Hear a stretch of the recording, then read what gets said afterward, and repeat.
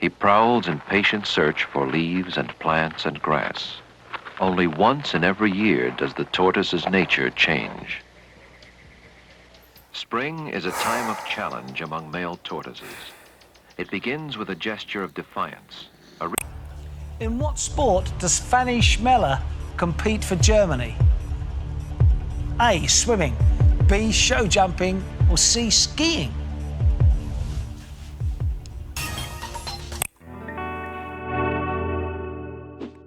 Hey everyone, welcome to That Pedal Show. Dan here. Mick here, hello. Please subscribe. Please go to That Pedal Show store. Please do all of this.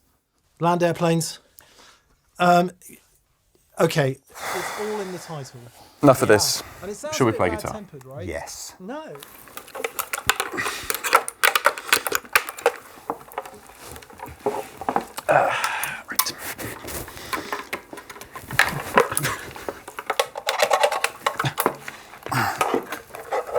Right. Right.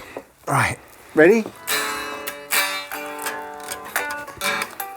I've got to be honest with you, John, this is not really working for me here. Well, surely, Lee, at Andertons, there must be gear appropriate for this exact situation.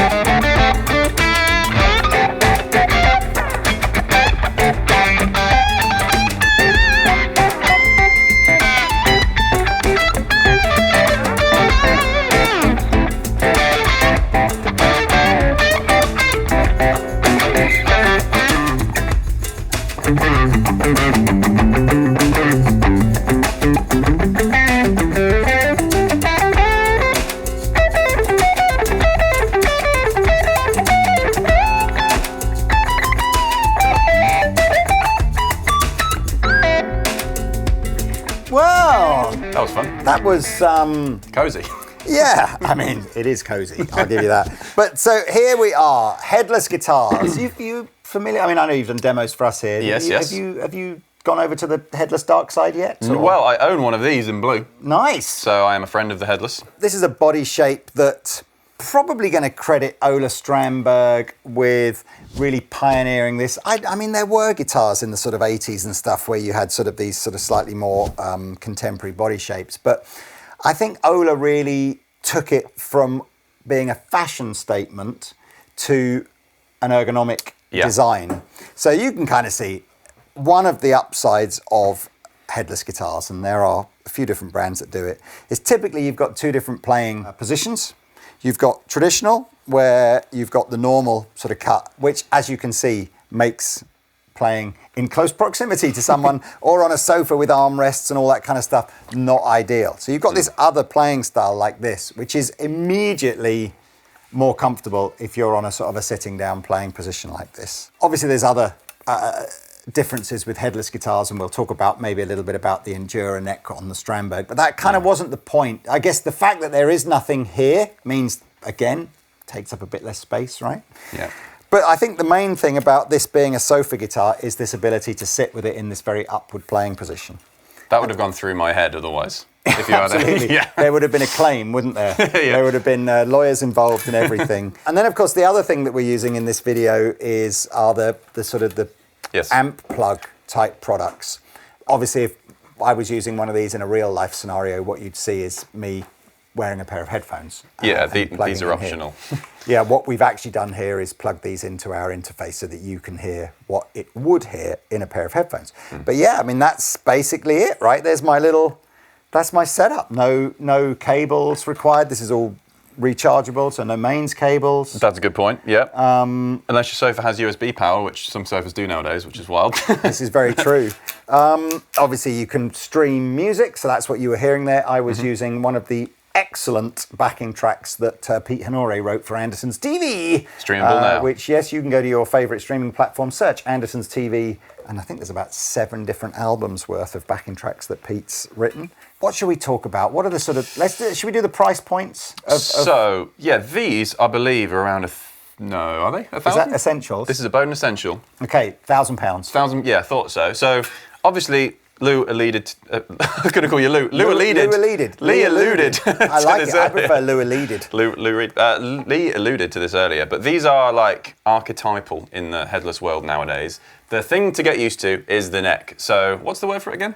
Endura neck. Sorry, Strandberg. I should remember that. But as you can see, you may be able to see this on the cameras. There's like a trapezium edge that runs down the neck from top to bottom, around the back. Just flip, because yeah. So this is the Endura neck is patented to Strandberg. Yes. So whilst other brands like this fine HILS guitar here can do headless guitars and sort of copy the body shape, the necks on these are a completely traditional sort of, rounded C shape. So I don't know if you can see that on camera.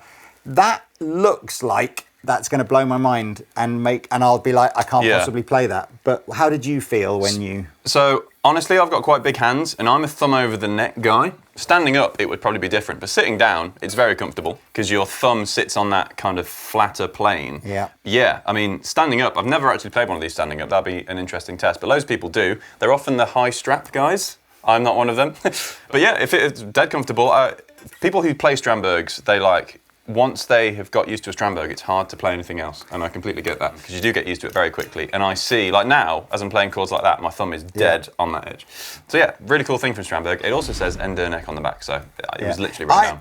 My first experience of that was I saw Boss did a collaboration with Strandberg years ago, and I saw this neck, and I just thought, that's surely a traditional guitar player like me will not like that. And I was surprised at how little I even realised that it wasn't rounded. Yeah. And then the concept is you've got these 3 distinct thumb positions on the back. Yeah. And it, again, posturally, if that's such a word, it does correct that sort of uncomfortable sort of shoulder position that you might play on a traditional. Yeah, you don't have any. Yeah, it kind of sets your thumb in the right place as you go down. Well, look, so Strandbergs are the OGs of the headless world. Yeah. Starting price is about £1,000, and it goes up from there. HILS are, without probably the best-selling of the affordable headless guitars. It's an Indonesian brand, lovely bunch of guys, and actually the starting prices on the HILS guitars start from about 350, 400 quid from memory. Yeah, very and they've got mixes of hardtails, trem systems, their own branded pickups, Fishman pickups, all that kind of stuff, different colours and stuff. But even the top of the range HILS stuff, I think, tops out about £700. So they're nice, it's a nice alternative to the Strandberg range. And then as far as these kind of headphone amp devices go, if you're looking at this going, oh, that looks dead handy, that would suit me on the sofa. Pete and I did a shootout of the sort of 5 or 6 best-selling ones of these not that long ago on the Andertons channel, only about 2 months ago, so that's still relevant. Don't forget, if you do buy one of these amp plug things, you'll need to buy the headphones separately. Unless, great catch there, unless you go with the Positive Grid Spark, where actually, believe it or not, this kind of bit here is built into the headphones. So same kind of concept though, other than the fact that they're built into the headphones, and very comfy too. And also in the shootout, in the video I just mentioned. Well, that's the end, isn't it? Yeah. That's the end of our, if you play the guitar on your sofa and you find your traditional setup, whether that be the guitar or the amp or your pedals, whatever, just, uncomfortable or too many wires or whatever, solved. When TV's really boring, you've always got a guitar. Or Anderton's YouTube. That's never boring. Yeah. Go and spend money. Right. See you later. Bye-bye. Au revoir.